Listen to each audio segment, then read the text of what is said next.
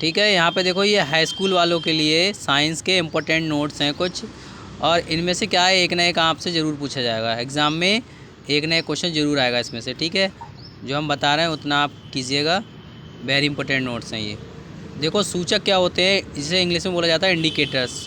तो सूचक वे पदार्थ होते हैं जो अम्लीय तथा क्षारीय विलयन में अलग अलग रंग दें, यानी कि जो वे पदार्थ जो अम्लीय तथा क्षारीय विलयन में कैसे रंग दें, अलग अलग रंग दें, सूचक कहलाते हैं। मिथाइल ऑरेंज एक नारंगी रंग का सूचक होता है, और ये क्या होता है, जो फिनाप्थलीन होता है वो एक रंगीन पदार्थ है जो यानी कि अलग अलग रंग देता है, अम्ल और क्षार में अलग अलग। ठीक है, तो यहाँ पे सूचक हो गया। और पीएच पैमाना क्या होता है, पीएच सूचक वह सूचक होता है, पीएच पैमाना वह पैमाना होता है जिसमें अम्ल तथा क्षार की सांद्रता मापी जाती है, पीएच पैमाना कहलाता है। इस पैमाने को क्या है, वैज्ञानिक सोरेनसन ने बनाया था, सोरेनसन ने दिया था। अगर क्वेश्चन आ जाए कि पीएच पैमाना किसने दिया, तो वैज्ञानिक सोरेनसन ने दिया था। अब इसमें जो संख्या होती है वो 0 से 14 तक की संख्या अंकित होती हैं। अगर हम बात करें तो 0 से अधिक और 7 से कम अगर संख्या है तो वो विलयन कैसा होगा, उसकी सांद्रता कैसी होगी, अम्लीय होगी। और 7 है तो उदासीन होगी, और 7 से अधिक और 14 से कम है तो क्षारीय होगी सांद्रता उसकी। ठीक है, ये हो गया। उदासीनीकरण अभिक्रिया क्या होती है, अम्ल एवं क्षार की अभिक्रिया के परिणाम स्वरूप लवण तथा जल प्राप्त होते हैं, यानी कि अम्ल एवं क्षार की अभिक्रिया के परिणाम स्वरूप लवण तथा जल प्राप्त होते हैं। इस अभिक्रिया को क्या कहते हैं, उदासीनीकरण अभिक्रिया कहते हैं। यानी कि जिस अभिक्रिया के दौरान क्या है, अभिक्रिया कराने के दौरान लवण और जल प्राप्त हो तो वो उदासीनीकरण अभिक्रिया कहलाई। जैसे देखो यहाँ पे NaOH यहाँ पे क्या है, क्षार है, HCl क्या है, अम्ल है, तो NaCl लवण बन गया और ये जल बन गया। तो लवण और जल जहाँ बनेगा तो वहाँ पे उदासीनीकरण अभिक्रिया होगी। ठीक है, उसके बाद देखो अम्ल क्या होते हैं, अम्ल वे पदार्थ होते हैं जो जलीय विलयन में हाइड्रोजन आयन देते हैं। अम्ल वे पदार्थ होते हैं जो जलीय विलयन में हाइड्रोजन आयन देते हैं। तो स्वाद में कैसे होते हैं, ये खट्टे होते हैं। ठीक है, और लाल लिटमस को कैसा कर देते हैं, नीला कर देते हैं, अम्ल कहलाते हैं। HCl है, यहाँ पे H+ + Cl-। क्षार क्या होते हैं, क्षार वे पदार्थ होते हैं जो जलीय विलयन में OH- आयन देते हैं, क्षार कहलाते हैं। तथा ये स्वाद में कैसे होते हैं, कड़वे होते हैं, और नीले लिटमस को कैसा कर देते हैं, लाल कर देते हैं। जैसे यहाँ पे देखो NaOH तो Na+ + OH-, यहाँ पे ये हो गया।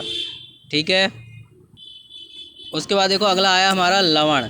तो लवण क्या होते हैं, लवण वे पदार्थ होते हैं जिसमें अम्ल तथा क्षार दोनों के गुण पाए जाएं, यानी कि जिसमें क्या है, अम्ल लवण वे पदार्थ होते हैं जिसमें अम्ल और क्षार दोनों के गुण पाए जाते हैं, नहीं दोनों की प्रॉपर्टी पाई जाती है, तो वहाँ पे कौन सा होता है, क्या होता है, लवण होता है। जैसे NaCl है तो Na+ और Cl-, यानी यहाँ पे लवण हो गया, ये यहाँ पे अम्ल हो गया, यहाँ पे क्षार हो गया, ये दोनों से क्या है बना, हमारा लवण बना। ठीक है, ये आता है।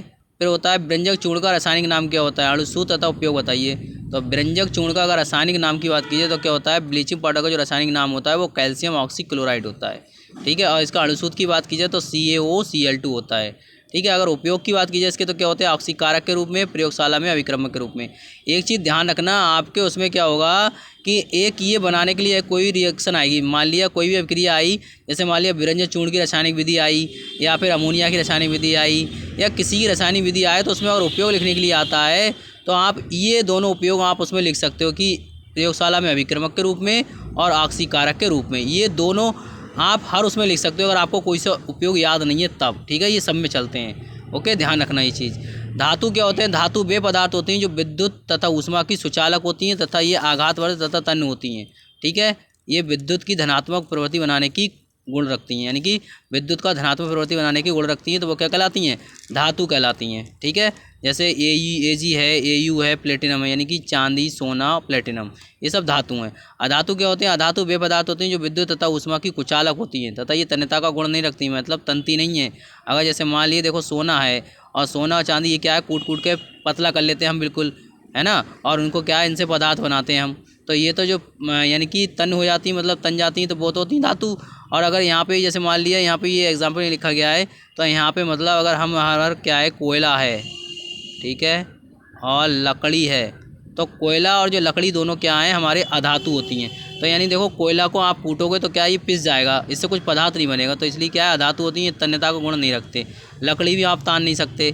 ठीक है, और ये क्या है, ऋणात्मकता बनाने की प्रवृत्ति रखती है, ऋणात्मक बनाने की प्रवृत्ति रखती हैं, वो अधातु कहलाती हैं। ठीक है, उपधातु क्या होता है, जिसमें धातु तथा अधातु दोनों के गुण पाए जाते हैं, वो क्या कहलाते हैं, उपधातु कहलाती हैं। जिसमें धातु तथा धातु दोनों के गुण पाए जाते हैं तो वो क्या कहलाती हैं, उपधातु। जैसे आर्सेनिक और एंटीमनी, इसके दो ही उदाहरण हैं। ठीक है, इसमें से